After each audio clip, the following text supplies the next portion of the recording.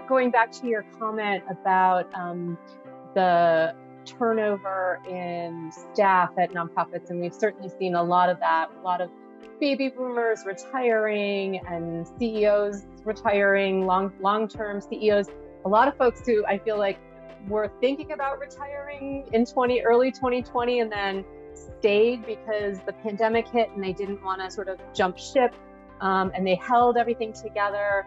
And now they're really, really ready to step down. But it's at a time when all the organizations are struggling with staff shortages.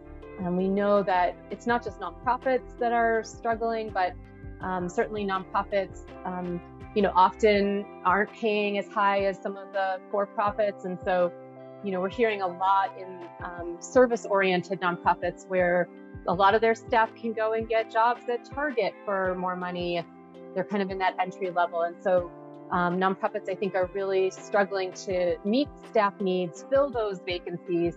And I'm actually starting to see more mergers coming together because smaller organizations feel like if they join forces with another organization, there are a lot of strategic reasons to do that for their organization, but it also sometimes provides more stability to staff, more ability to maybe raise wages, have better benefits because they're a larger organization and they can tap into that. It gives them some scale, and it also gives staff sometimes some professional development opportunities that they might not otherwise have in a smaller organization. So it's been kind of interesting, I think, that sometimes nonprofits are using, when they're looking at mergers, they're realizing, gosh, this could actually help us compete for staff that, for positions that we need to fill. This might be a win-win on, a lot of different levels. So I'm curious if you're seeing the same or what you're seeing in your area. Yeah, I think when organizations do have CEOs that are stepping down or looking to retire, it is an opportune time to look at partnership. Because to your point, many of our organizations, they want to bring in the best talent. And, in order to bring in the best talent, you're going to have to pay for it. And so oftentimes organizations are thinking, well, if I have a CEO vacancy and, there's another nearby CEO, we can go after and maybe offer a little bit more money to that current CEO to take on some additional responsibility and get that top level CEO. Or when you have organizations, 2 or more organizations that are looking to partner, they're able to bring all their resources to the table and say, well, together, collectively, we can pay, let's say $200,000, $300,000 for a CEO, which we wouldn't be able to pay for individually on our own. And so they're able to bring in, somebody maybe more experienced or somebody more seasoned to take on that leadership role. So again, I do think organizations are looking at the ability to do more together, and a lot of that, comes down to being able to pay for staff, whether it's the CEO position or in many nonprofits, a lot of times the resource development team is under-resourced. Yeah. So we're not seeing it just with the CEO, but we're also seeing it in key roles.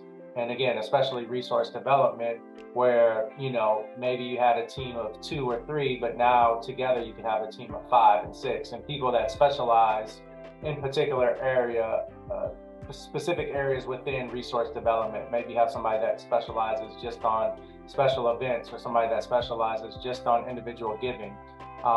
Being able to have people with deep expertise is a huge benefit when you're looking at trying to scale operations and build up your infrastructure.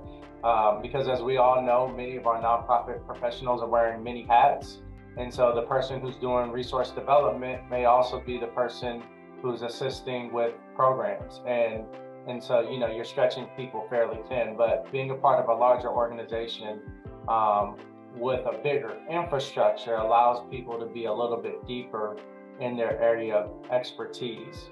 And so, and the other thing that I'll say to that is I think board members are now also looking at bringing in talent maybe from outside of the industry or outside of the sector. So we're seeing A lot of people come into the nonprofit space with corporate experience or just general business experience, and being able to bring some of their corporate and business perspective into the boardroom and into the leadership roles that they take on.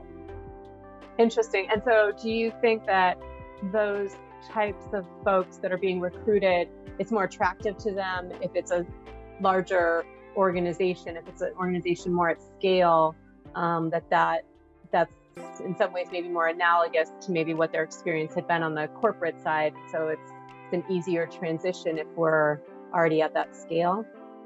Yeah, definitely. I think it's attractive for the potential leaders that are coming in to be a part of a larger organization, serving more people, reaching more communities if they are able to do that. I think that's also attractive in recruiting new board members to serve on the board, and then also funders, gathering key funders. If you're maybe you're only providing service in one county, but now if you're going to expand into multiple counties, then I think you're able to attract different partners, whether they be corporate partners, whether they be foundations.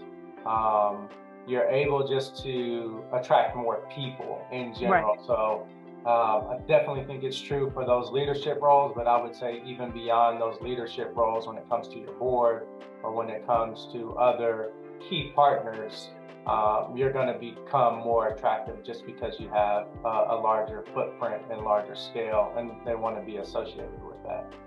Yeah, it's really interesting.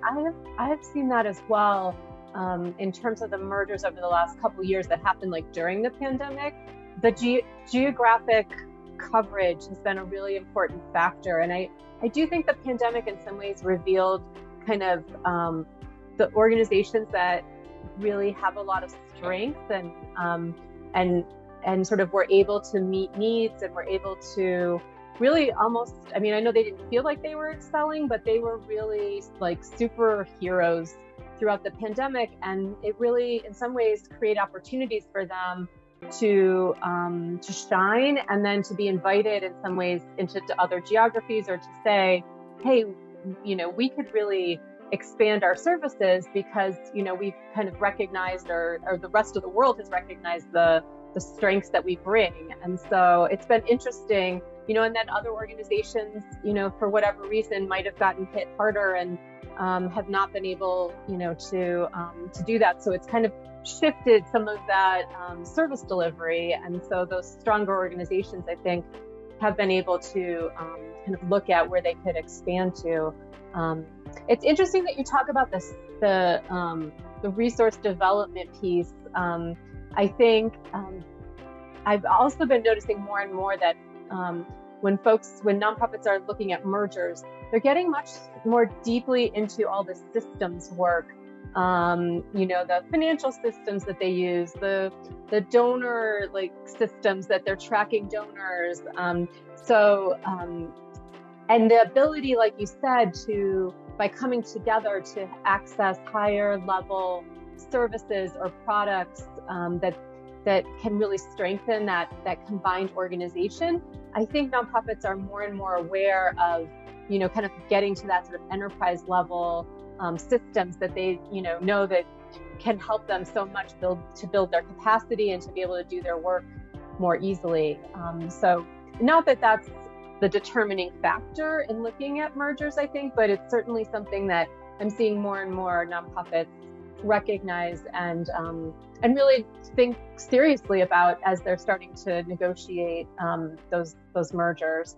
The other thing I wanted to add to this conversation around sort of staff shortages and turnover is that I've been noticing that numerous times over the last 2 years, I've had situations where nonprofits wanted to merge, and they went through the negotiation, but in the end, the boards decided that they maybe didn't want to go that route. But the staff leadership had really been, really intent and really felt like that was the right strategic decision for the organization to grow their impact, to be a stronger organization. And I'm seeing turnover post kind of mergers that didn't come together because leadership has been disappointed that those mergers didn't go through and have moved on to other challenges because they didn't share that vision with the board. So not that, it's up to, sometimes we worry about like who's going to be CEO in these things, but in some cases, both organizations can be left without an executive director or CEO if it's not really what that person wanted. So I think it's an interesting thing for boards and staff to really get clear, between themselves on, as they're going through these negotiations, is, how important is this to you? And really, I think board members should listen and understand and not be caught unawares if they have an executive director who feels really strongly that their organization needs to merge. And then if it doesn't happen, that board might be going through a search process for a new executive director, which, might be the right thing, but it's just something that I don't think boards always factor in. I think that's been interesting, especially in this labor market where it's hard to recruit folks. So.